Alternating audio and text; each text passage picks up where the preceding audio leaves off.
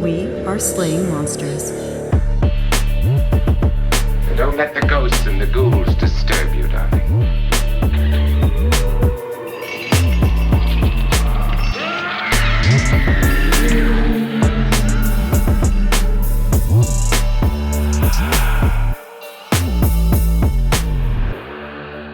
I don't usually talk about dreams because I think nobody wants to hear other people's dreams, but this is kind of interesting dream I had last night. The three of us were in a village that I grew up in, and they had put in a Belgian beer house like in the village, and it was called Andres, and I looked up Andres, and it's apparently a demon that witches summon to do bad things. The demon does bad things for them. Oh, wow. Oh. And I also dreamed that there was a black owl. So Joe Nickel, maybe, came to visit me. Mm-hmm. There was a black owl encumbered by some snowflake decals. Did I say that right? No, decals. Decals. I don't know. I never say that word. I can spell it, but I never have to say that word. That's a word that you don't need to say. Of all the words that I mispronounce, decals is not one of them. Decals makes more sense to me. Okay, decals. And I saved the owl. I hit the snowflake decals off the owl, and it flew away. And then the last thing I dreamed was that I had an affair with Iko Uwais. Okay. And I know Katie might not know who that is, but he's a famous martial artist. He's kind of like He's Indonesian, right? I believe he is Indonesian. Yeah. Yes. He is incredible. Mm-hmm. He's an incredible martial artist, film star, and he is like amazing. And I totally had an affair with him. he's kind of like the Indonesian Keanu Reeves, John Wick. They do those kind of movies that don't really have much plot but have beautiful fighting. The plots are fine. They're great. I've thought about it before, and they're kind of like dance movies in a way. You know, they're or like musicals, sort of. You know, there's this slim little plot, and then there's a whole bunch of big incredible scenes. Incredible set pieces that are just based around fighting. Yeah. Just like you would have like a musical number, and then the plot kind of moves along, and then you have another musical number or fight scene, and so it's kind of the same thing. Yeah, and anyway, so those were my dreams, and Matt, I told you about my dreams, and you. Well, Andres is also Walt Andres, who was the head of MUFON during the story that we are talking about right now. That's right. Completely crazy. Yeah. So we're all ready for this. Maybe you were also visited by Walt Andres. Maybe. Famous MUFON head, UFO investigator, and Texan, and wearer of alien bolo ties. Yeah.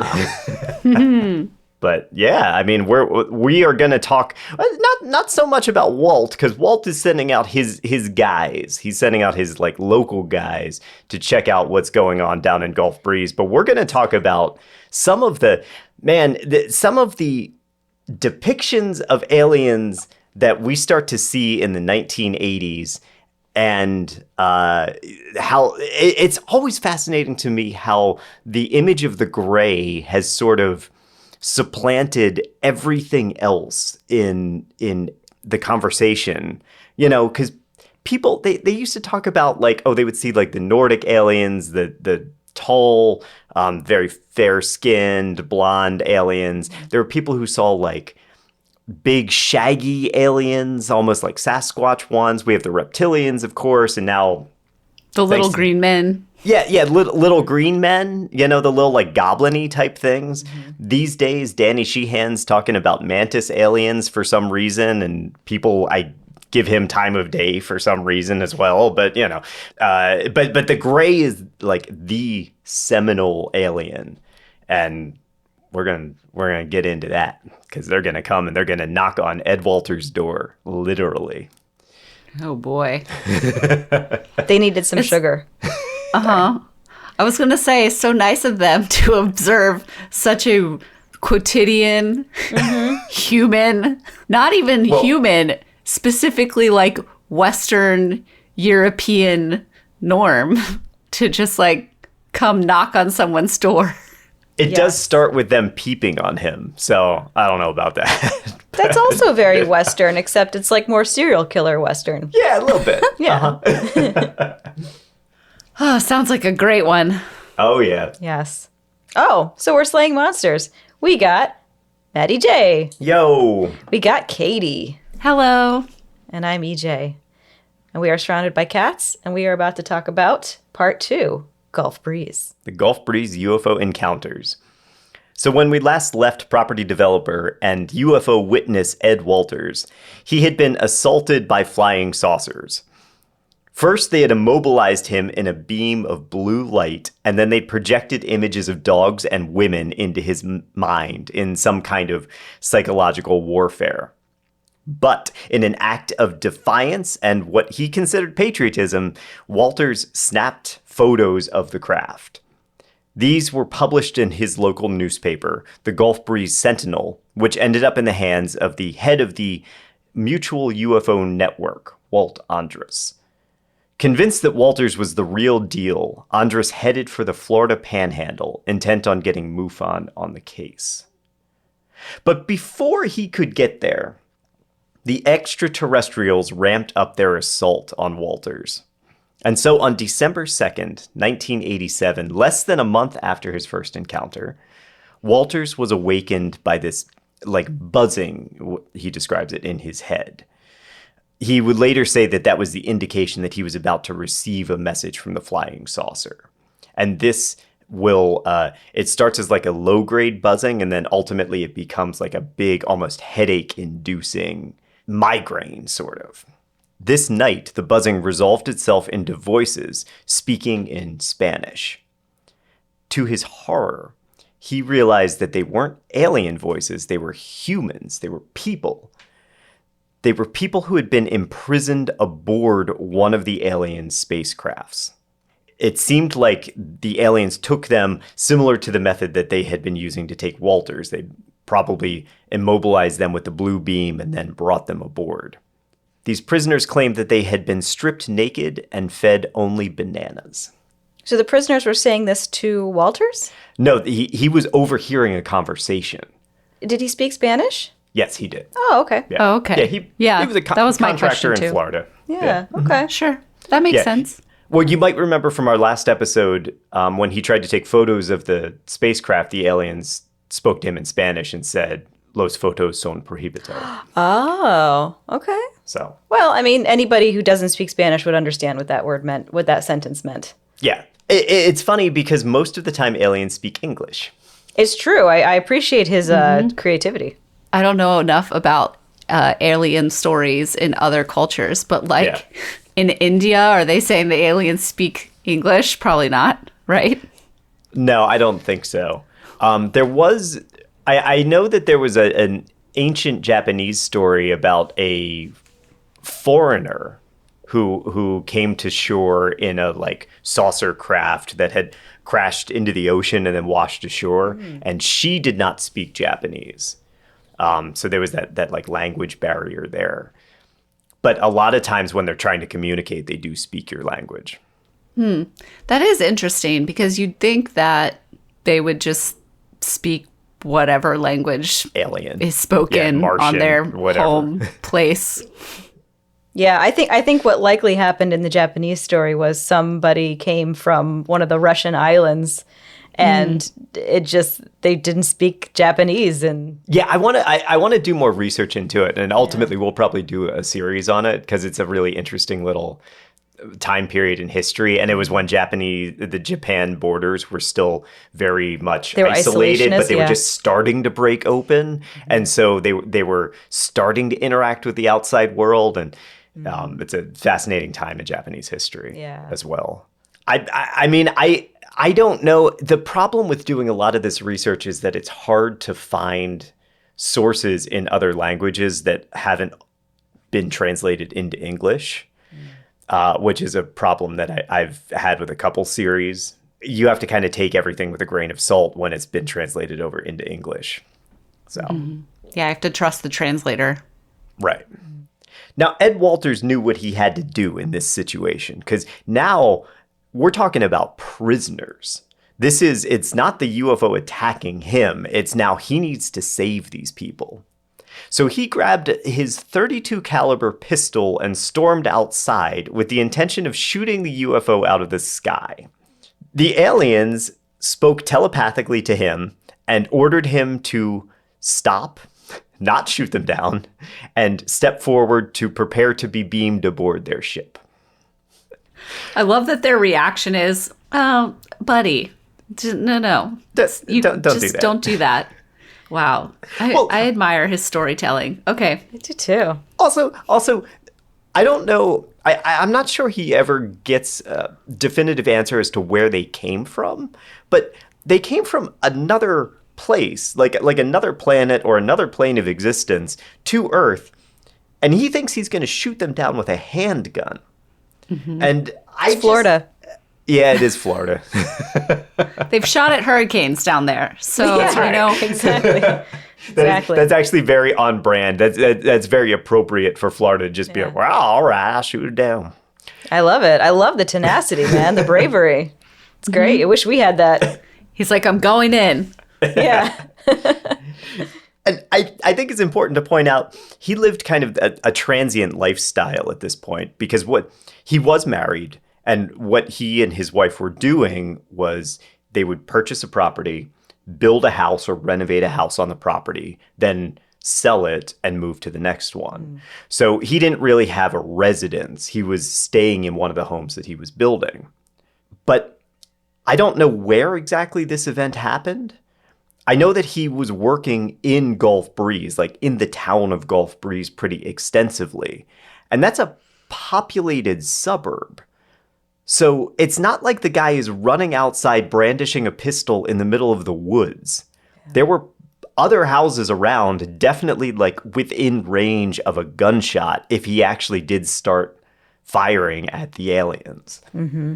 Yeah, I mean, that's an interesting point too, because he was giving these stories to people and saying, this happened to me.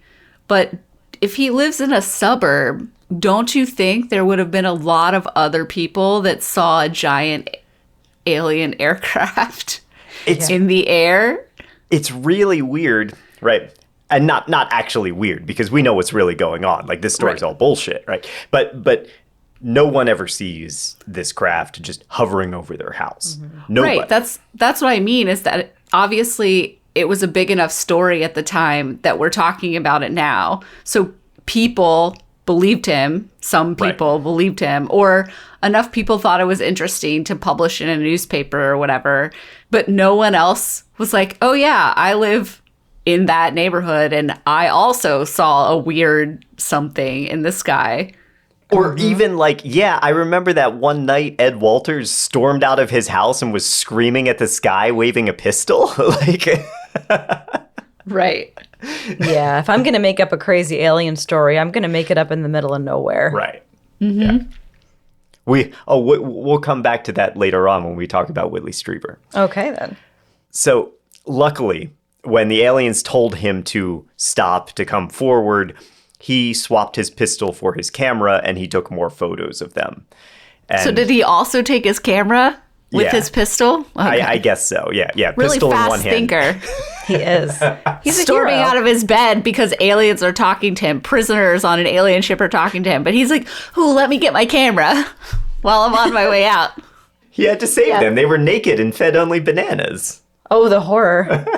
I kind of like the idea that these aliens only have a vague idea of what humans do, like what our biology and physiology is, and that's why they like showed Ed the dogs and were feeding these people bananas. They were probably, bananas are the ideal food for humans to eat. Here, and then they dump like a truckload of bananas on the floor and are like, "You'll enjoy these."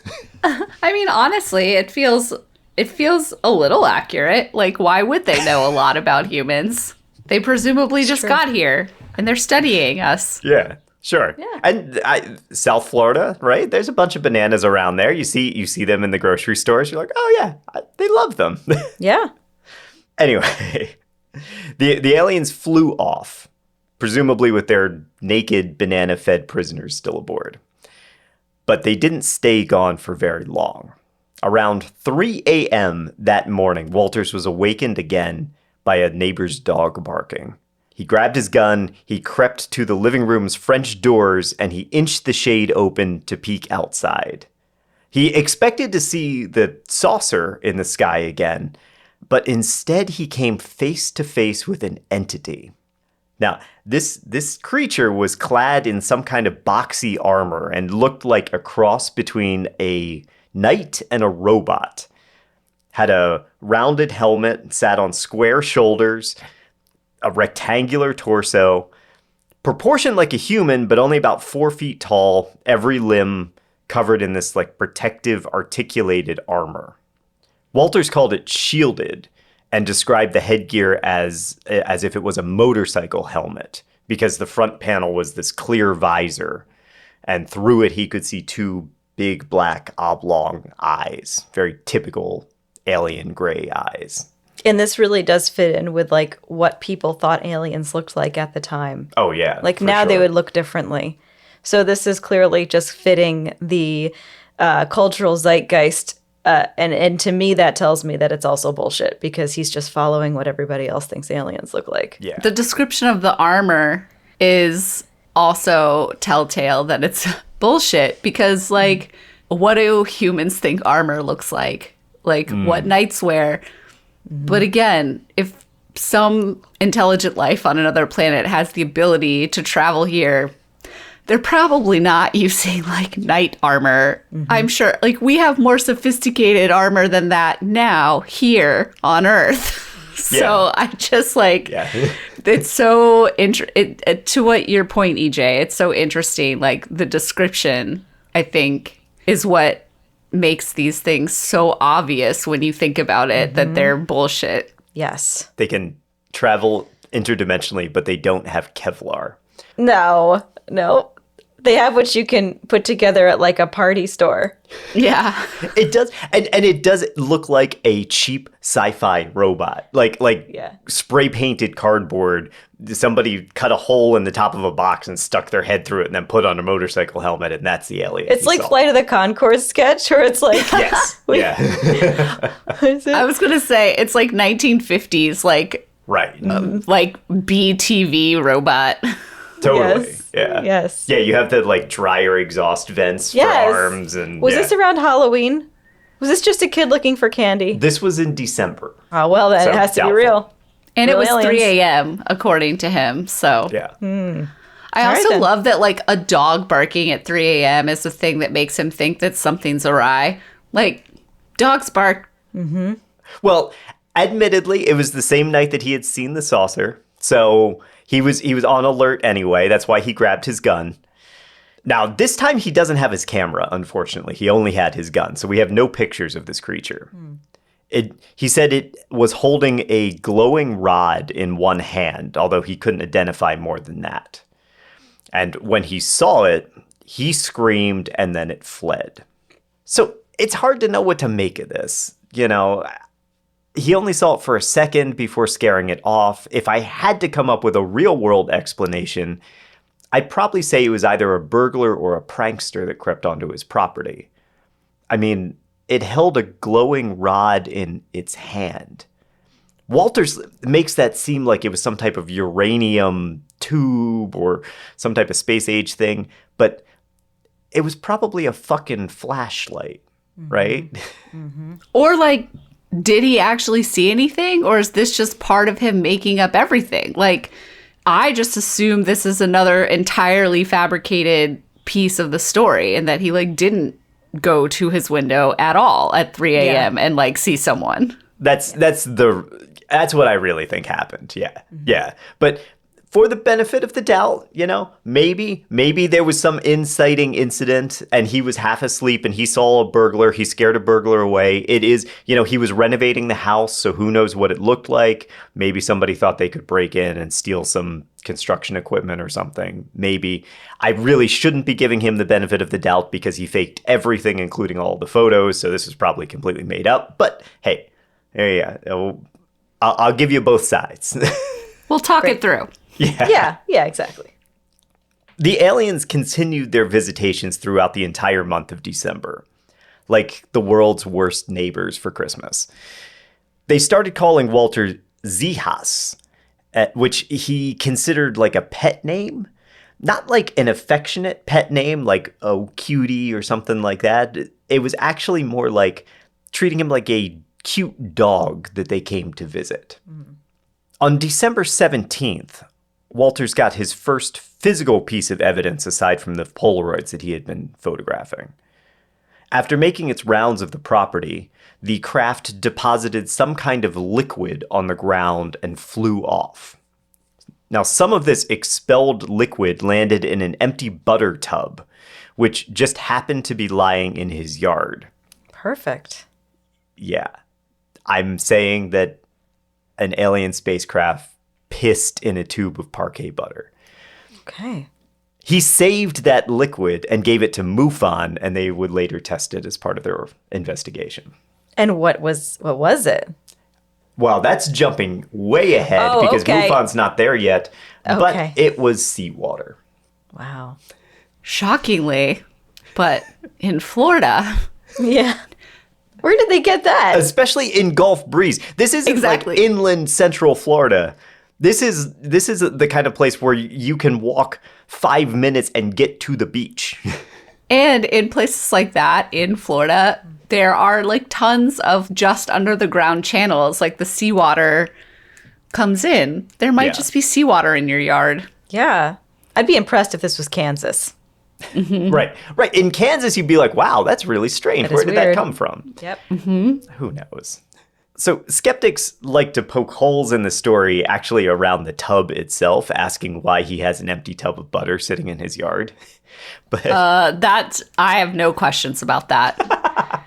Yeah. It's a construction site of a guy that's kind of a little bit of a redneck, it seems, in Florida. There's probably more shit in his yard than just a butter tub. Yeah, I mean, Matt stores his screws in old containers like that. I mean, yeah, we just confine them to the basement where the wood shop is, but there's all kinds of shit in weird containers. Yeah, that's 100% what happened. Yeah. Which also makes me think that it probably, the liquid probably ended up in a container that was full of like nails or screws, and he had to dump the nails or screws out to get the water, which means that the whole sample was likely contaminated to begin with. Yeah. By Christmas, Walters started believing that the craft had some kind of cloaking device, and this was why he was the only person that saw it. Only he could penetrate this alien's cloaking device. Sure.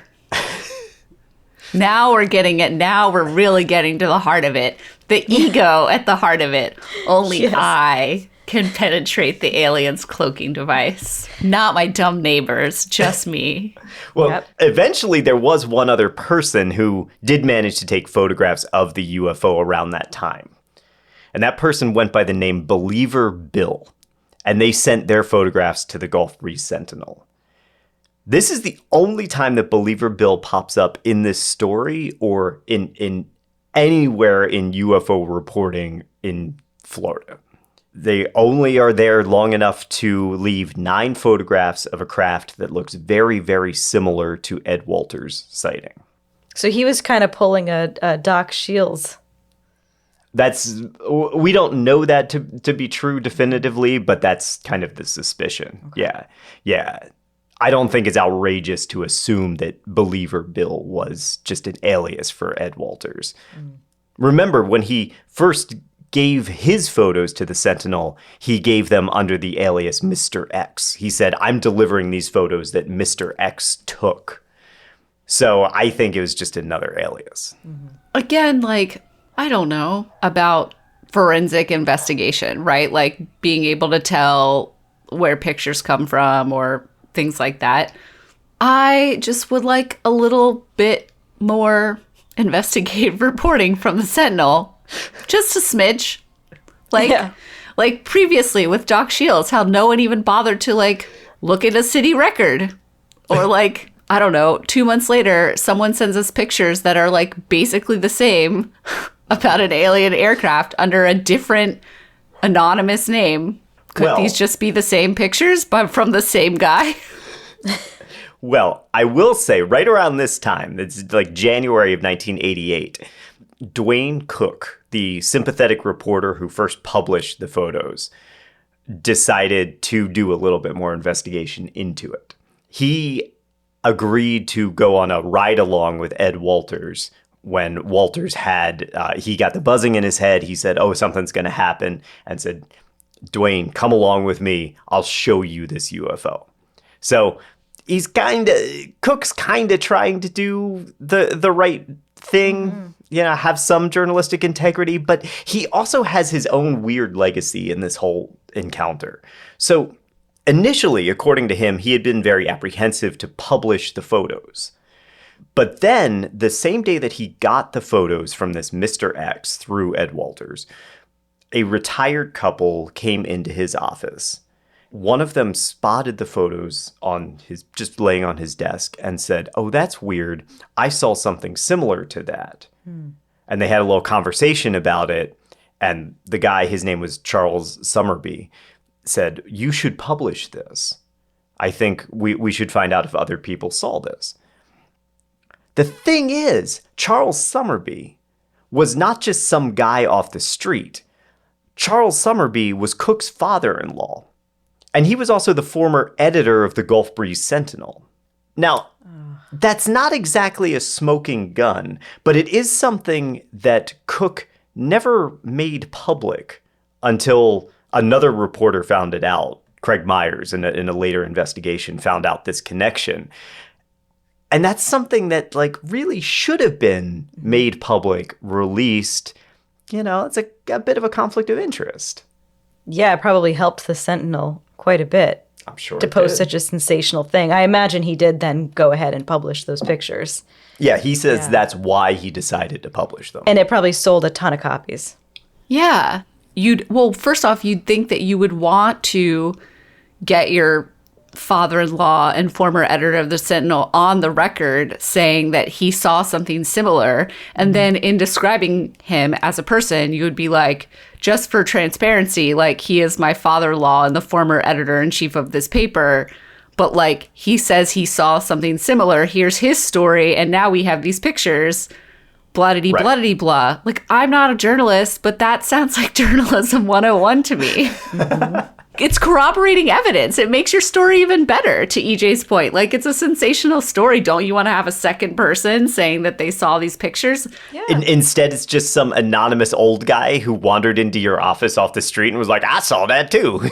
Also, if you get ahead of it, then when it eventually comes out that there is a conflict of interest, and it will, it's a non-story. Yeah. But I feel like it's not even a conflict of interest. You just say, this person also saw something, and we find him to be credible because he used to be the editor-in-chief of this paper. Right. And then you say, and oh, by the way, he's also my father-in-law, but who cares? Yeah, I think that you can make it into a nothing for sure by saying that. But at the same time, the paper has the ability to sell more copies because of this story. So there's a bit of I feel like there's an incentive. Oh, there was absolutely an incentive. We talk a lot about why people do these things. And a lot of times, I think it's difficult for many people to wrap their heads around the fact that sometimes humans just tell stories for fun. Mm-hmm.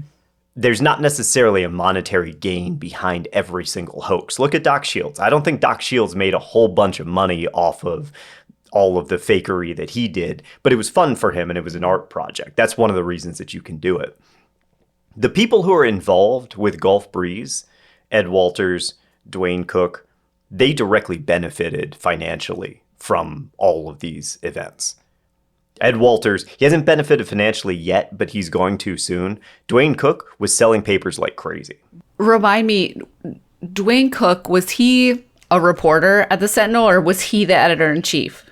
He was the editor-in-chief. Oh, okay. Yeah. So he was the new editor-in-chief after his father-in-law. Okay. Yeah. Dwayne Cook was running I believe, computer repair business and left that to purchase his father-in-law's paper and take over that. Okay. So maybe this explains some of it. He doesn't actually know what he's doing. Yeah, he did not have a journalistic background. Right. I feel better acquainted with what's going on now. Okay. That does help, yeah. By this point, Ed Walters claimed that he could actually feel when the aliens were going to arrive, because why not? Sure. His head would buzz, it would vibrate, it would get stronger until it was almost filled with like painful electricity. And so in January, feeling that telltale tingle, Walters rushed to Dwayne Cook's office and said, "Yo, we got to go. We're taking a road trip right now because we are about to make contact." Dwayne Cook agreed. He, at least he's a reporter. He wants to follow this case. And so the two of them hopped into Walters' truck and they drove east through a rainstorm. All the while, Walters claimed that the signal was getting stronger and eventually ratcheting up into like a physical pain. And it culminated with him pulling off to the side of a deserted road, leaping out of his truck, running off into the rain, where he snapped a Polaroid of something before running back into the truck. Cook did not accompany him to take the photo, but he allegedly did film Walters taking the photo, although I have been unable to find that film. It's not public at all. But wait, if he didn't follow him, how did he film him? Through the windshield. Oh. So he went out of sight for a second. He must have. I don't think he ever actually left sight. Okay. No, I think he watched it the whole time. I think that Walters ran out, pointed his camera at the sky, took a photo, and then ran back into the truck. But okay, keep going. Okay. I'm sure you're about to tell us what was in this photo, and I'm curious. Yeah. So and it's important too, because this is the only time someone actually watches Ed Walters take a photograph. On his own, Walters could have set up any elaborate hoax in his yard, whatever. But if we believe this story, this photo was taken on a back road in the middle of nowhere under the gaze of Dwayne Cook. But it's raining. It is raining, right? Now, it's possible that Walters drove out there alone prior to this, faked a backdrop and a UFO model, collected Dwayne Cook, drove back to the site and took the photograph. Mm-hmm. But that's an outrageous amount of planning and risk, and they're driving out there in a rainstorm. What if Cook saw the model? What if somebody else got there during the elapsed time? Who knows, right? Mm-hmm. But they peel open the Polaroid, and there it is. It's a photo of a UFO in the sky. I don't think it's that crazy to think that he had planned it ahead of time. Given if the road was desolate, I mean, we don't know what was the road busy? Was it a back road? I mean, you can superimpose I don't know anything about photography, but I imagine that you can probably put a plate or, whatever you want to call the alien spacecraft on the thing and then take another picture over it with that background. Am I right? Well, yeah. So let's take a minute and talk about this, because Polaroids are one of the reasons that a lot of people found Gulf Breeze very credible, because the nature of Polaroids it seems like they're harder to fake, right? There's less chance to alter a negative the way there is in traditional photography. Because the picture happens immediately, essentially. Right. Yeah. Okay. I mean, they even talk about how he got back in the truck and he peeled open the Polaroid. Yeah. So, it was developing before their eyes. Is it basically the negative itself? Is that how it is? Is the picture the negative? Is it all on the... No? I'm glad you asked. Oh, okay. Let's get camera nerdy for a second. Let's do it. Okay, so technically Polaroid is a genericide, or when a company becomes a generic term. Polaroid refers to instant film processing. A Polaroid film cartridge contains film, chemicals, negative, and it processes within minutes. So it's everything you would need to take the picture and process the picture all on that piece of paper. That enables photographers to instantly have photos on hand without taking lengthy trips to develop and process their photographs. And it also kind of rendered traditional negative obsolete, although Polaroid and negative photography existed simultaneously. It wasn't like one superseded the other. Now, in a traditional film camera, you take the picture, which is exposed on the negative, then you advance the film to the next negative, and you expose that one, and so on. When all the negatives are exposed, you deliver the negative roll for development, and you have a series of images that could be used to create prints. The advantage with that, of course, is that you can make prints over and over and over, whereas Polaroids, we only have one. That's all you get. The Polaroid development process is that there's this little envelope with a layer of transparent cover sheet, then a layer of film emulsion, and then a layer of developing chemicals. And when it's exposed, the emulsion layer starts its development process, and it is fixed to the photo when the chemicals on the lower layer are pressed against it. And that smushing action is created by the Polaroid being forced through the rollers when you eject it from the camera. Cool. Okay. So it's actually, as you take it out, that is what starts the fixing of the image to the paper. Oh, that's cool. Okay, that is cool. There's a couple of ways that a photographer can fake a photograph, but the most common when we're talking about ufology and this sort of thing is a double exposure. That happens when you take a photo on a negative, but you don't advance the roll, and then you take another photo on top of it. And that can give you all kinds of weirdness, like floating faces, blobs, orbs, dark spots. Creative photographers have used this for a long time. This is, my high school film teacher had a really amazing photo on his wall. It was a group of people, but the person standing on the far left side and the far right side were the same person. And so what they did is they took one photo, everybody stayed where they were standing except that one person who ran to the other side, and then they took the photo again. Cool. So you can do all kinds of stuff like that. Yeah. It was also a very popular technique in spirit photography. Okay, have you ever seen the Lincoln's ghost photo? Do you know about this? I think so. Okay. That sounds familiar to me. Yeah, so there is a photo of Mary Todd Lincoln which allegedly shows Abraham Lincoln's ghost standing behind her, resting his hands on her shoulders. Okay. This was taken in 1872 by the photographer William Mumler.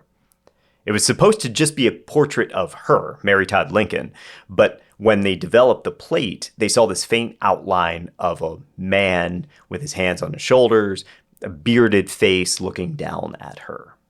And he used a double exposure to create that effect. So he took a picture of the man standing there, then placed her so her shoulders would go exactly where the man's hands were, and then exposed that photo as well.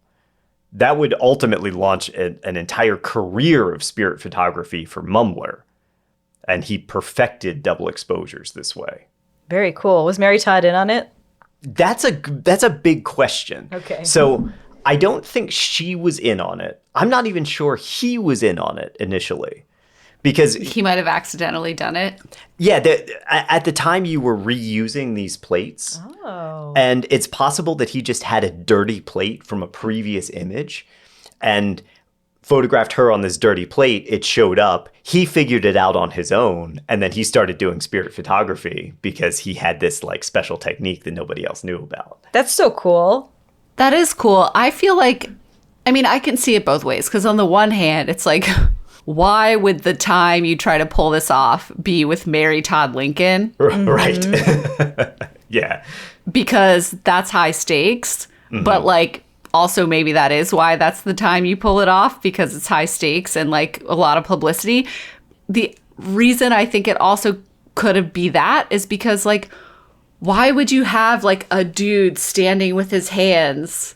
Maybe it was a guy standing behind a chair or something. Like that's why how the man wanted to be photographed. I'm just like, that's an odd position to have on the dirty plate. Do you know what I mean? Well, it was probably a man and a woman standing in exactly the same position. Oh. You know, because he had a studio, he would have set everybody up the same way. And then he cleaned the woman part of the plate, but he didn't clean the man part of the plate well enough. Or if they were both there as like ghostly figures, like they were both kind of there. Maybe. Mary Todd's presence probably overwrote hers because she's a solid figure. Right. Yeah, that could be possible. And that was too. just dirty, Yeah. impression. Oh yeah, smart. Yeah. Yeah, so okay, that makes more sense about like how it could have just been a mistake. Also, to your point, Katie, I don't know that this was the first time he did it. if he did intend to fake it with Mary Todd Lincoln, he might have done this for a long time before. And this is just the one we know about because, of course, this is the most famous one. Right. This has been super interesting. So, like, back to the Polaroid and Ed Walters. Yes. So is there a way to fake a Polaroid? Yes, we'll come to that. Okay. So in terms of UFO photography, a lot of times what would happen, we talked about this with George Adamski. So George Adamski famously faked his photos by sticking a tiny little saucer on a plate of glass and then holding the glass in front of actually a film camera, kind of move it around a little bit and expose that. And then he had this camera loaded up, essentially, with his saucer. And all he had to do was take it outside and shoot the sky, and his saucer would appear in the sky if he exposed the same reel of film. That's what I thought Ed did. Right. The thing about that is the Polaroid. How do you override that? So our older listeners might remember older Polaroid cameras, ones that didn't eject Polaroids automatically. These cameras, like the Polaroid land camera from the 1960s, actually required you to remove the photo yourself. The removal was, according to the manual, supposed to be performed swiftly without hesitating. And that's because the act of removing it, pulling it out, is what smushes the chemicals onto the paper. Despite the large number of sources on Ed Walters and his photography, I can't seem to find the make and model of his camera, although they do call it a Polaroid land camera. So there were older versions of the 1960s that didn't eject automatically.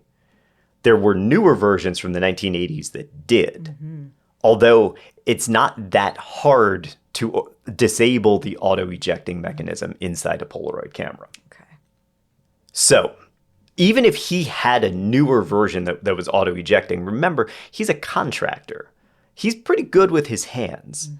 It wouldn't be very hard for him to do this, then do exactly what George Adamski did. Take a photo of his model, load himself up with Dwayne Cook, ride out, take a photo of a clear sky, jump back into the truck, peel open the Polaroid and say, look at what I shot. It was there, you just didn't see it.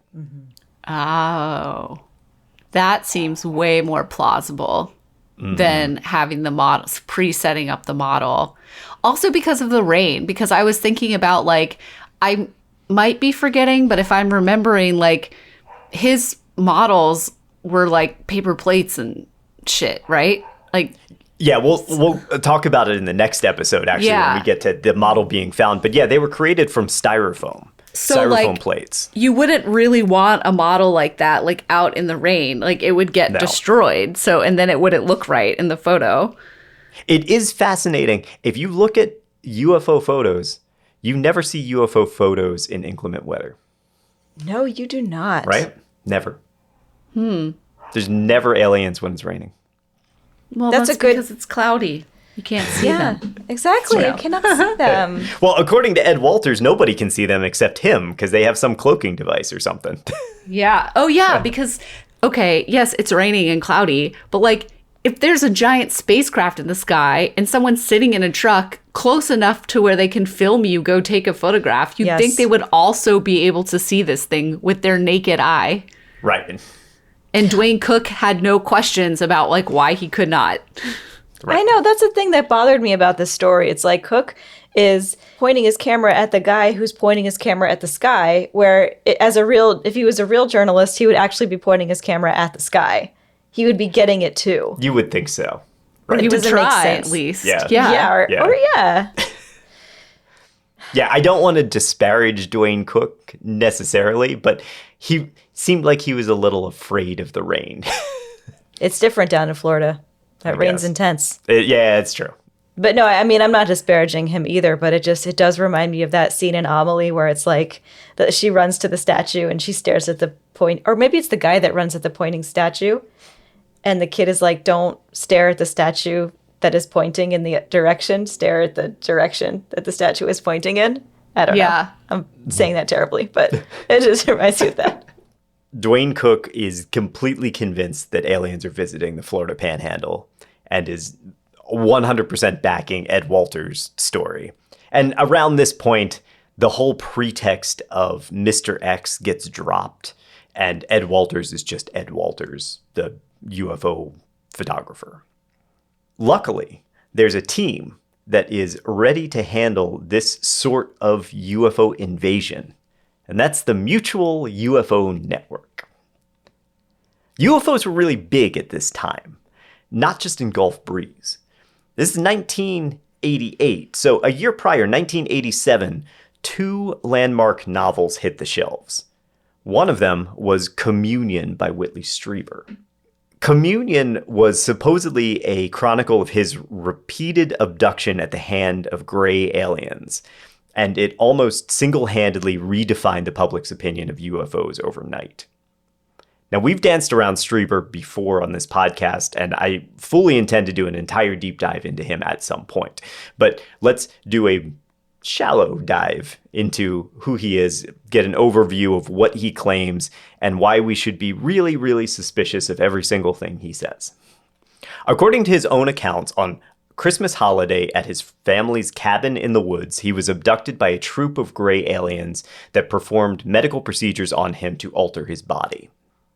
He goes out of his way to never call them aliens and uses the term visitors. And I think this belies his confusing relationship with religion. He's the most agnostic of agnostics. I'm not sure even he knows what he believes. He's said at different times, I'm very dubious about the idea of God personally. And I suspect that's why I feel as if God is staring me in the face at every moment I'm alive. I think that's literally true. Whatever his intention, the iconic face of the gray was plastered all over the covers of Communion, and it became synonymous with aliens for decades, even up till today. This is the image that has survived and sustained. I don't know if I can overstate how important this book was for ufology. It's like the joy of cooking or origin of the species for ufology. The joy of abducting. Communion's 1987. He follows it up in 1988, the same year the Gulf Breeze sightings start, with Transformation, The Breakthrough. And then, confusingly, with a third book titled The Breakthrough, The Next Steps. Come on, man.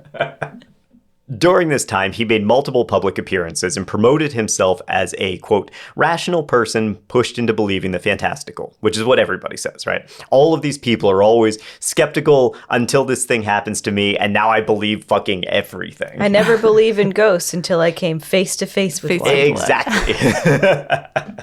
Exactly. New season, April 16th, Katie. Oh. Yeah. Sweet, because I've been rewatching some things and I'm like not. There's a new one. There's one I hadn't. Maybe they just put it up because it doesn't look like it was for many seasons. But Nick and Katrina have a show. Yeah. Oh yeah. Lockdown, Paranormal Lockdown. Yes, I just started watching it. It's a new one for me. Yeah. Nick is so boring. He's so boring. He has no presence whatsoever, and he never is happy. He always seems miserable, and poor Katrina is doing the goddamn best she can. Love her. She's trying, but she is just like, she so outshines him, even though he still he like totally wants to be the host and he's the leader, but he has no charisma whatsoever. She's way better with Jack. Oh yeah, she has a show with Jack. What's his face? Osborne. Yeah. Oh yeah, I love Portals to Hell. Fucking love that show. That was great. Yeah, Jack Osborne's awesome. Her and Jack are like, they're very good together. Oh, they're great. Yeah. They're so great. But Nick is so boring, and also like he's not an actor. So the extent to which you have to dramatize the nothing that's happening on the show, he can't. No, he can't. It's not believable. No. It's not even camp, like in the way that Zach does it. Like, Zach is not believable either, but it becomes camp. Like, yeah, he's silly. it's gone so far that he's like a character, you know, but like Right. They're Nick all is fun, just yeah. bad at acting. Yeah, it's kind of painful. Yep. I think we dropped that. I don't think we even watched all of it because we were kind of We like, did. eh. We did drop it. And then thankfully they had, well, I mean, there were so many good shows beyond that one Yeah. that we could watch, like Ghosts in the Hood. Is that what it was called? Oh, have you seen Ghosts in the Hood? Oh, you got to watch No. it. Oh, it's Is on that Hulu. Oh, I will. Is that the like the brothers? No. No, No. it's, we shouldn't even like tell her. Okay, I'll just watch go it. watch it. Just Just watch go it. watch it. It's great. Yeah. I'm It's writing it down. excellent. Yeah. And then Okay. what's the one that Kirsten Stewart did that was canceled but was so good? Living for the Living Dead. for the Dead. Oh, okay. That is Oh, amazing. Living Watch for the that. Dead. There's only one season. It was on Hulu. I'm not sure if it's still on Hulu, but it's they're all queer. So it's a team Oh. of 5 or 6 queer ghost hunters. And they're Oh, amazing. man. Yeah, They're incredible they're really people. cool. And I just yeah, it's produced such a and good narrated show. by Kristen Stewart. It's a Yeah. it's Oh, it's really Yeah, cool. it's a shame man. that it was Okay. canceled. It's a I'll have travesty. to go look because I literally don't ever look anywhere other than like Discovery. Okay. Because like I have the Yeah. Discovery Plus app, so I go there to watch my HGTV and also all of my paranormal shows. Yes. So I didn't even think about looking on different streaming services for paranormal shows. Those are two that I want you to see them and let us know what you think. Yeah. I will. Okay. Yeah. All right. Back to Awesome. Ed. Back to Ed. Well, back to Whitley Strieber first. Oh yes. Oh, right. So Whitley Strieber, he's promoting himself as this. I'm a rational person, right? Rational person, and he quickly aligned himself with Bud Hopkins, whose flawed investigation methods involved using hypnotic memory regression. We've talked about him before, but he spent his career basically subtly implanting false memories in the heads of his alleged abduction victims. And I know, because there are going to be a couple of listeners that are like, well, Whitley Strieber specifically chose not to use Hopkins for his own regression. He chose Donald Klein. But Donald Klein was recommended to him by Hopkins because he, and I quote, expressed interest in the phenomena and appeared to be open-minded about it. So he chose not to be hypnotized by Bud Hopkins, but instead chose to be hypnotized by someone who Hopkins himself, a deeply flawed researcher, thought was appropriate. That's still choosing a flawed researcher. Sure is. Yeah. Hypnotic regression is basically not a thing. I mean, even to the point that it is a thing, it's like hotly contested in psychological research. We've talked a lot about this before, but this idea that memory is sort of a hard drive that you can access and like the files are just always there. You just have to figure out which folder they're in and get to them. That's completely wrong. And modern psychologists, modern people who deal with memory and mind completely reject that theory. One of the great ways that it was described was that it's more like a Wikipedia article, that you can go and you can access the information, but also anyone who accesses it has the ability to change it. And that is one of the ways that Hopkins did his research. Katie, are you familiar with Bud Hopkins and his memory regression at all? I'm not familiar with Bud Hopkins. I mean, I am familiar with the idea of memory regression and what people claim they can do with it. And also that like psychologists, like any good academic researchers, they're loath to like say 100% this is not a thing, but they mostly say like this is not a thing. And then point to exactly what you were saying, Matt. False memories are a thing, and false memories can be easily implanted in people. There's lots of research to show that that's true.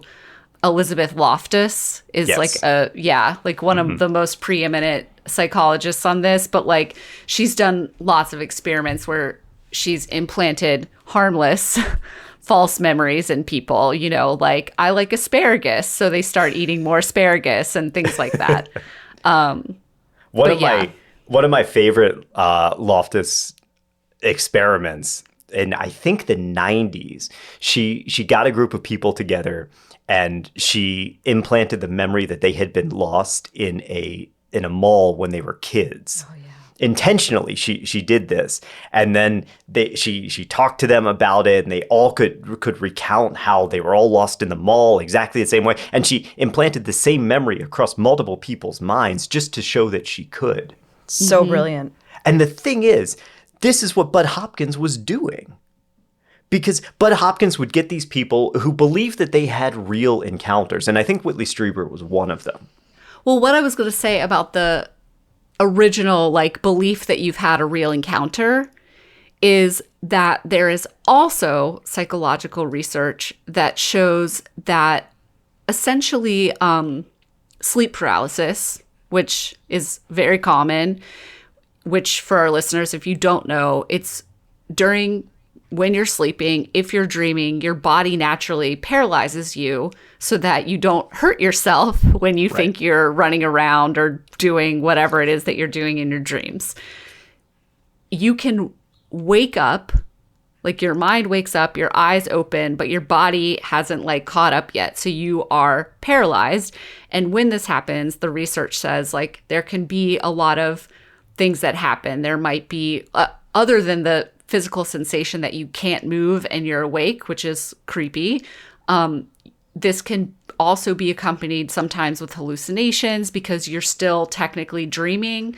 There can be noises, there can be bright lights. And so this is one way where a lot of people think they're having alien encounters is just from sleep paralysis. Another way is if people have this hypnotic regression, even if they're not having a false memory implanted in them, hypnotic regression can basically lead to what psychologists call as dreaming while awake. So you can basically imagine or create a whole story yourself through suggestion. So maybe it's a little bit of implanting false memory too, but essentially you can go into a dream state under hypnosis.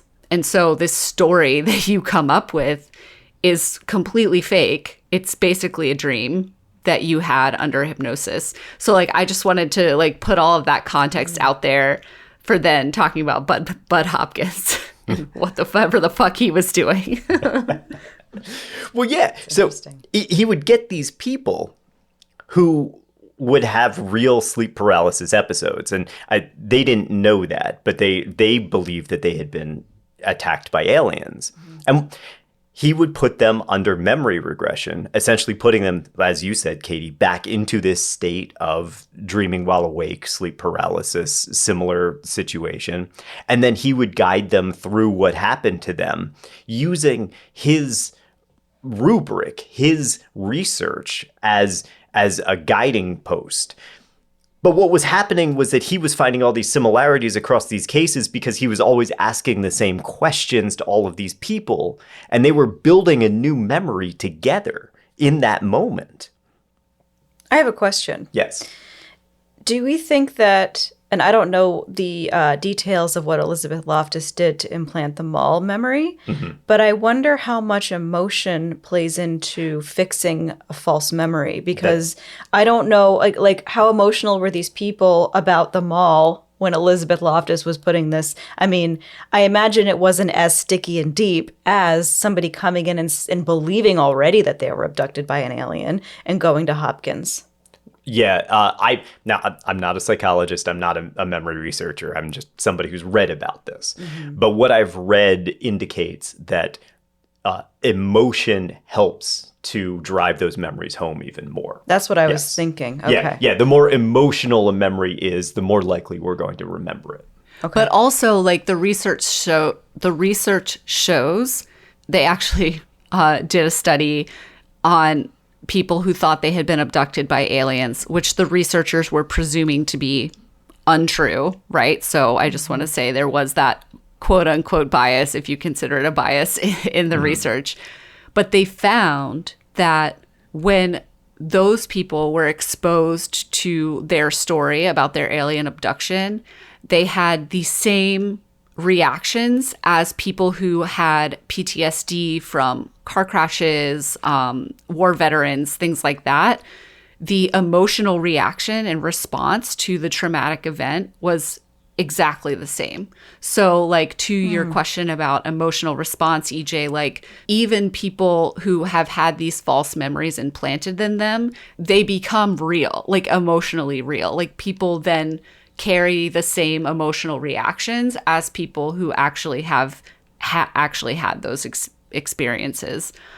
So I think that's really interesting too. It, like the role of emotion is super important, and that we can have extremely intense, real emotions about things that actually didn't happen to us. Like we can come to 100%. believe it. Yeah. Which is wild to me. It is wild. That was always one of Elizabeth Loftus's points too, is that just because you have emotion doesn't mean that you have memory. Yes. They exist completely independent of each other.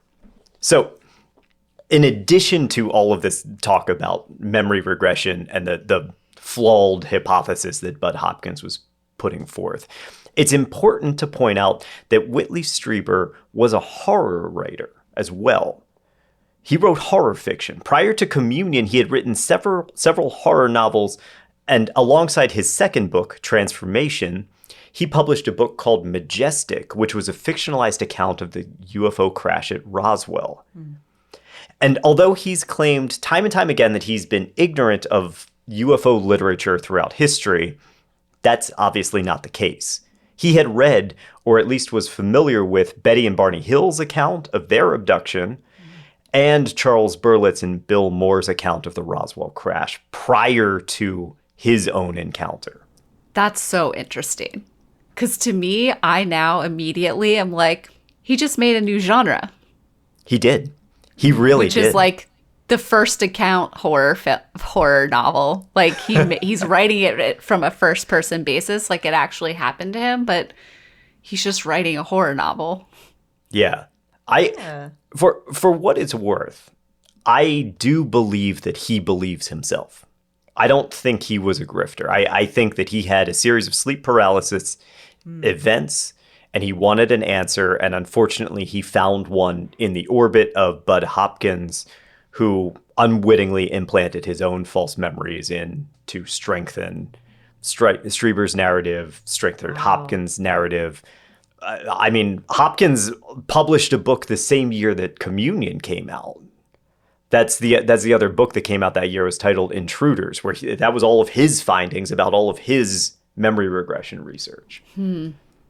I mean, I want to be fair to Whitley. Like, I don't know if either of y'all have experienced sleep paralysis. I experienced it one time in my life in college, and it was really creepy.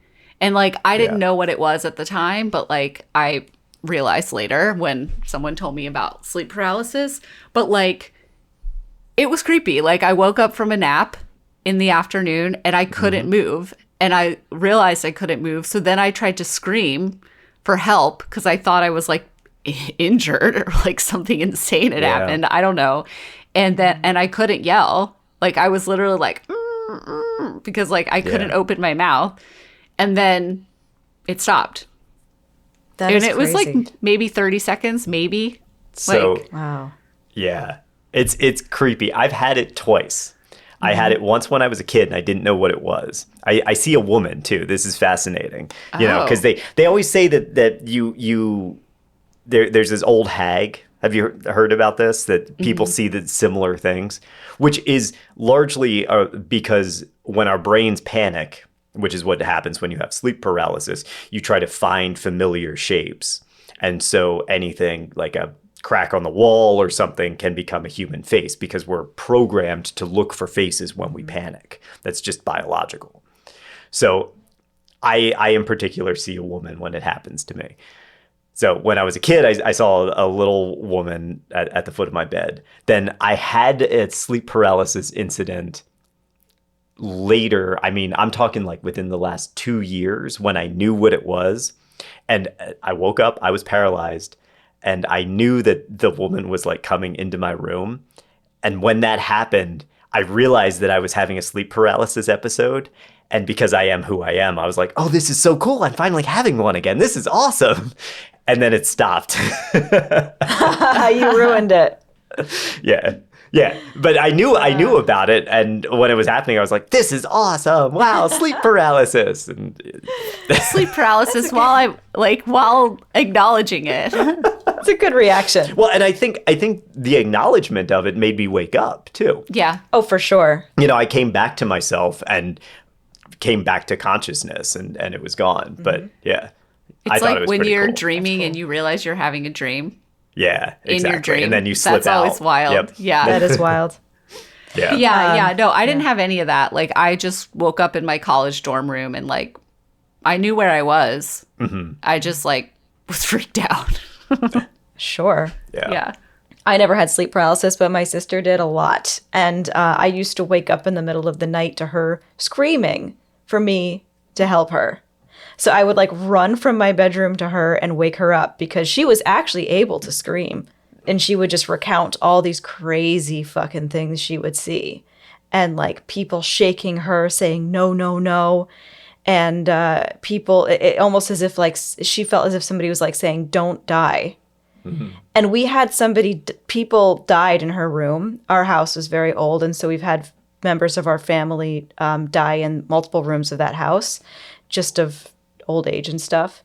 But somebody did die in that room. And so she always thought that she saw like a reflection of what happened in the past. So freaky. Wow. Anyway, yeah. That's crazy. As I understood, like, the little bit that I read about this research, those kinds of things can happen because you can still be dreaming. Mm-hmm. So it's like you can have hallucinations, you're looking for the familiar, but also like you're like awake, but like not quite. Shit is happening, and it's almost like a double exposed photograph. Like your eyes are open and you're seeing the familiar world around you, your room or wherever you are, but it's like the dream is still happening, like in front of your eyes. It's truly wild. Like the mind is a unknown crazy thing. We got to cut this guy a little bit of slack. He was trying to figure out what was going on with him, I guess. Bud Hopkins, by the way, totally believed Ed Walters in his accounts of the UFOs visiting Gulf Breeze and said, "The fact that the photos are clear, detailed, and contain so much information that can be validated shows that they are authentic." They weren't, but Yeah, that's so wild. I mean, obviously this guy's a grifter, so like, yeah. I shouldn't be like, oh, how could he miss this? Well, because he doesn't fucking care. But like, I feel like when he's saying like the photo was validated, what do you mean? Like, validated how? Like, yeah, it could be a real photograph of something fake. Like, Yes, did you validate what's in the photograph? Like, it was a real photograph of some paper plates. exactly. So it's like when you say the photograph was validated, like, that's such an official sounding term for something that can mean literally nothing. And this happens all the time in UFO shit, right? The videos that were released on the Tic Tacs, those famous government videos, everybody likes to talk about how they were confirmed by the Department of Defense that they were authentic. That just means that they were authentic videos that were shot by the department or by the military. That's all that they were saying. They never said, you're like, oh yeah, these are fucking aliens. Like, that's not it. They were just like, they definitely came from us. We can confirm that. Like, this was a video that was shot in our plane or whatever, right. Yeah, where they took it from. Yeah, exactly. Yeah. Context. Mm-hmm. Okay, so getting back to Gulf Breeze. As we've mentioned previously, MUFON had taken a sort of decentralized grassroots style investigation model. And Gulf Breeze fell under the so-called jurisdiction of Donald Ware, who was a retired Air Force officer. Donald Ware he's been deeply involved in UFO research for a long time, long before the Gulf Breeze photos came out. He was convinced that a UFO had crashed in Roswell in 1947 and that there was a government cover-up, and he poured through those documents for years. Much like his contemporary Donald Kehoe, who we talked about last time, Ware believed that Project Blue Book was a top-secret government catalog of alien spacecrafts. And he believed that Whitley Strieber was a member of a pilot program by aliens to bioengineer alien-human hybrids. Oh, this is where the hybrids come in. Oh, man. So Okay. that was something that floated around Strieber a lot. This idea that there's a hybrid program, and that's why we're being abducted, because they're actually implanting stuff into us, and they are trying to make us into some type of altered being. Is this kind of the origin of the hybrid idea? In Gulf Breeze, no, but in Strieber, sort of. Strieber, yeah, okay. Okay. Now, Donald Ware's interest in UFOs jump-started in 1952, when he claimed he saw a squadron of UFOs flying over Arlington, Virginia. This event was part of a large-scale UFO flap, where there were a flood of reports of strange objects in the Washington, D.C. skies around July of 1952. Now, on the night of July 19th, an air traffic controller at Washington National Airport, now Ronald Reagan, spotted a strange reading on their radar. And to him, it looked like a series of crafts that were flying in formation. Whatever they were moving in irregular patterns, and they were accelerating to speeds well beyond anything we were capable of. This is the rhetoric we hear all the time, right? Very similar. They appeared over the White House later that night. And so they scrambled fucking fighter jets, because that's a big deal. Mm-hmm. The fighters arrived on the scene and the radar blips were gone. So obviously this is a little bit troubling for the military, because all of a sudden something appeared over the White House. We don't know what it was, and then it disappeared. Mm-hmm. It happened a week later, with a pilot and a flight attendant reporting strange lights in the sky around Washington National Airport. And again, the fighter jets were scrambled, and again, they found nothing. Although this time, one pilot did see something that he described as an orange ball of fire trailing a tail. But before they could intercept it, it flew away so fast that they couldn't give chase. Now, this whole thing was reported in national newspapers, with the Cedar Rapids Gazette famously using the headline, "Saucers Swarm Over Capitol," which is totally inaccurate. The reported anomalies were radar blips and orange balls of light. But the public had flying saucers on the brain, and unexpected sky anomalies were referred to as flying saucers. Just what they were doing. As we discussed in our George Adamski series, this was partly because of the success of the movie The Day the Earth Stood Still. That movie fed directly into the public's fears about the Cold War and a threat of communism, like lurking all over. There were communists behind every bush and tree and whatever. I mean, in the movie, a saucer lands in Washington, D.C. Like, that's why the Gazette made the connection. Sure. Mm-hmm. And so after this, the public immediately started looking at the skies. Hundreds of reports of unidentified crafts flooded local law enforcement and government hotlines. So from 1947 to 1951, U.S. Air Force had cataloged about 600 reports. During 1 month, July 1952, they cataloged 700 reports. On July 29th, the Pentagon held a press conference to discuss the reports and the events. And they explained that temperature inversions caused by cooler ground temperatures and hotter air temperatures caused their radar signals to bend downwards. And because of this, the crafts that they reported were actually ground vehicles. At least one of them was a steamboat. So the temperature inversion caused the radar to stop looking at the sky and instead look at the ground. But wouldn't they know that it was on the ground? No, they had no idea, because their radar was just reporting these blips that would appear and disappear. And the thing is, it wasn't consistently bent, because it's temperature and it's variable. Sure. So sometimes it was shooting up, sometimes it was shooting down, and so you got these blips of an object that was going through. And so it was just like air. Right. Oh, Right. Interesting. Like the air was changing the radar sort of randomly. Exactly. Yeah. Oh, that's Wow. so interesting. You'd think that they would know this. Yeah. But they didn't. They didn't. And then the other thing is that there were orange lights over the Capitol at that point, and at least one of them was a comet. Ooh. Remember, that pilot reported that his anomaly was an orange ball of fire with a tail. he saw a comet. Yeah. Oh, man. I never thought about what it would look like to see a comet from a plane. Isn't that would be crazy? Yeah. That would kind of be wild, I imagine. So, and then of course, this got reported. Everybody had flying saucers on the brain. Everybody started looking up in the skies. And you had exactly what happened just this past winter over New Jersey. All of a sudden, a bunch of people were looking up. They're not used to looking up. And there's shit up there that they saw. And sometimes it's mistakes. Sometimes people didn't really know what the planes looked like that were flying over. You know, it just happens. But one of those people who was looking at the sky during July of 1952 was Donald Ware.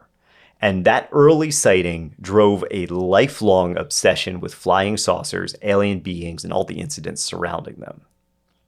By the mid-90s, Ware had concocted a full theory on abductions, and he believed that the aliens were creating these hybrids as containers for unhoused souls. And this is where we start to see this. There's this weird connection with religion that Strieber himself even kind of dances around, calling them visitors and implying that they might be more angelic than alien. So how are the souls unhoused? What does that mean? Like, did they get evicted from their body? Yes. Okay. So the hybrid human is going to hold the soul now? Right. Because the human body evicted the soul. Right. Are they talking about people who died, or is this Yes. like a Voldemort situation? Okay.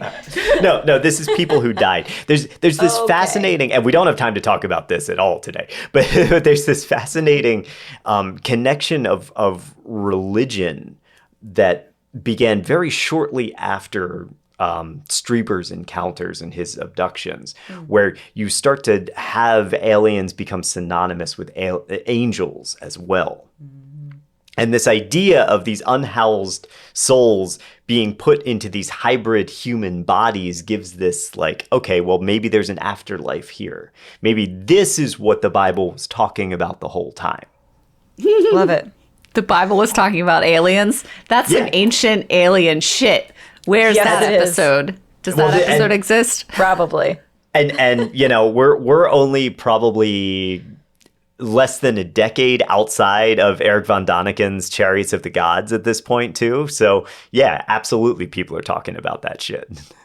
Donald Ware, luckily for everyone's sake, recruited another MUFON investigator named Bob Boyd. And Bob Boyd is kind of the Scully to Ware's Mulder, if you will. Boyd was the director of MUFON Center for UFO Studies, one of the unifying branches of the group. He was a very level-headed investigator, very much like boots on the ground. I want to get there. I want to look at the stuff. And most importantly for Boyd, I want to talk to the neighbors. I want to talk to more people than just Ed Walters, because I want to find out not only what he saw, but what other people saw, and most importantly, what other people think of Ed Walters. Yes. So for the first time, you have somebody who's headed to Florida with the intention of finding out who Ed Walters, the person, is and what his history is. See, Dwayne Cook could learn a lesson or two from Bob Boyd. He really should have. He really, really should have. Who is this guy? What's he up to? What's his deal? Yeah. Little did Don Ware and Bob Boyd know their investigation was about to rock MUFON to its core and create one of the most legendary feuds in the history of ufology. And it's with that investigation and the ultimate unraveling of the Gulf Breeze case that we will conclude our series next time. Yay! I'm excited to get into Bob Boyd's article. Oh yeah. Yeah, if you read that, Bob Boyd knows what he's fucking talking about. It's a great article. Yeah. I love it. And it's, anyway, we'll talk about it when we talk about it, but he's a very smart man. Yeah. And he got a lot of heat for no reason. It's very lucky that he was there. It's very, very lucky that he was there, because I don't know what would have happened. You're about to have Walt Andrus, the Texan with the alien bolo ties show up, and you're about to have Don Ware show up with his like aliens are creating human hybrids as soul containers concept. And talk to Ed Walters, who's pulling a ruse on everybody. Yeah. Yeah. Or trying really hard to. Yeah. Yep. Yeah. I think what's so great about all this stuff is that we don't, but we should make room for all different kinds of perspectives. Like, right. And I think what happened with MUFON was really unfortunate because it basically just shut out one perspective altogether. Yes, absolutely. And created a war. So yeah. I think that groups like MUFON are stronger when you do have dissenting voices and you do have those, wherever side they fall on. Like, it's important to have those conversations, and you can say that with everything today. So anyway, I'm excited to get into that. Mm-hmm. Me too. Yeah, and it's important to make the distinction, I think, between just somebody who's speaking contrary to every point of the investigation and someone who is thinking critically about the information that's been presented to them. Because there's a difference. Like, you can't just have a Joe Rogan who's throwing shit out there randomly and saying like, well, what if it's this? But it's based on nothing. But if you're taking a starting point of your investigation, your evidence, analyzing it and arriving at two different conclusions, well, then that means that there is a problem between A and B. There's a problem between the evidence collection and the conclusion, and that is something we can analyze and we can figure out, and we can determine what is the most logical conclusion. And we can only do that if we're willing to talk to each other. Exactly. Yeah, there's a difference between being contrarian and arriving at a different conclusion. We'll get into it. Yeah, we will. Fun. There's a lot of UFO history in this one too, which is pretty cool. Happy to bring some new readers for Whitley Strieber's books. I'm sure you'll both pick up all of his books. Oh, really? Is that what you want to do? Now that no, I really don't. I really don't. Communion is fascinating. Communion itself is a fascinating read. Just because of its historical significance, I think.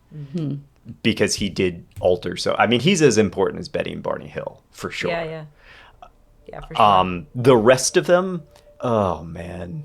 Also, he's just one of those writers that, like one thing happened or a series of things, and then he just writes about them over and over and over and over again. Yeah.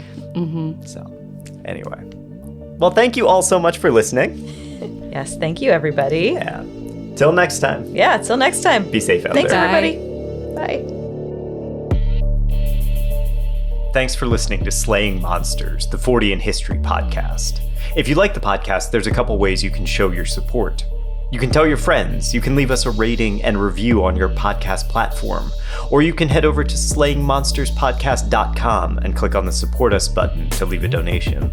For questions, suggestions, and other feedback, reach out to us, slayingmonsterspodcast@gmail.com, and stay up to date by following us on socials @slayingmonsterspodcast. Your support helps us grow, and we are truly grateful to have our listeners and community.